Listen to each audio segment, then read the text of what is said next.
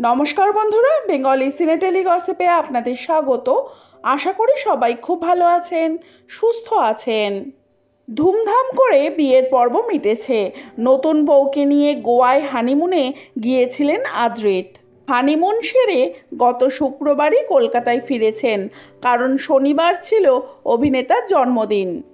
আর ফ্যানেদের এবং পরিবারের সঙ্গে জীবনের এই বিশেষ দিনটা কাটাতেই চটজলদি আদ্রিতের শহরে ফেরা। বিয়ের পর প্রথম জন্মদিন স্বভাবতই একটু বেশি স্পেশাল। তবে কথা মতো এদিন বেলায় ভারতলক্ষ্মী স্টুডিওতে হাজির হন আদ্রিত।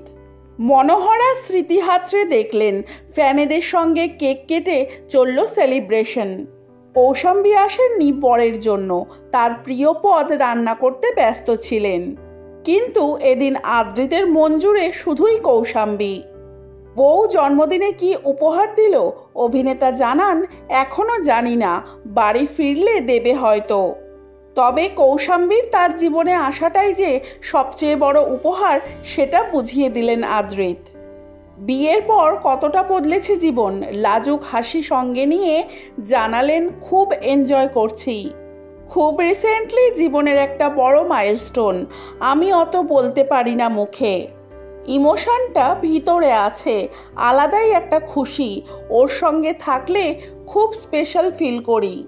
একটু ঘুরেও আসলাম, সব মিলিয়ে দাম্পত্য জীবন দুর্দান্ত কাটছে। বাকিটা ওকে জিজ্ঞেস করো। বউ সবসময় তাকে আনরোম্যান্টিক তকমাই দিয়ে থাকে, জানাতে ভুললেন না আদ্রিত। গত 9ই মে 7 পাকে বাধা পড়েছেন আদ্রিত কৌশাম্বী। মিঠাইয়ের সেটে শুরু হওয়া প্রেম কাহিনী পেয়েছে তার কাঙ্ক্ষিত পরিণতি। বিয়ের আসরে আদ্রিতের ঝাঁকড়া চুল দেখে অনেকেই অবাক হয়েছিল। ছোট চুলে আদ্রিতকে বেশি হ্যান্ডসাম লাগে মত অনুরাগীদের। নিজের সেই চুলের রহস্য অবশেষে ফাঁস করলেন অভিনেতা নিজেই। আদ্রিত জানান, তার ইচ্ছে ছিল মার্কিন রকস্টার জিম মরিসনের মতো লুকে বিয়ে করবেন তিনি। যদিও তার এই সিদ্ধান্তে মোটেই সায় ছিল না কৌশাম্বীর।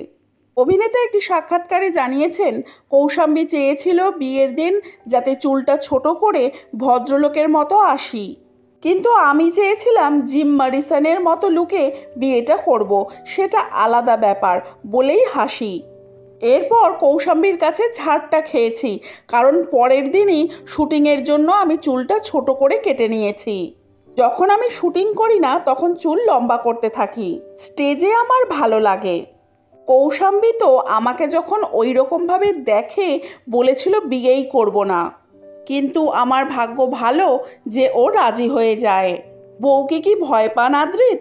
প্রশ্ন শুনে খানিক থতমত খেলেন, তারপর গলার স্বর নামিয়ে বললেন, ভয় পাই না, বললে চাপ আছে, শুনবে।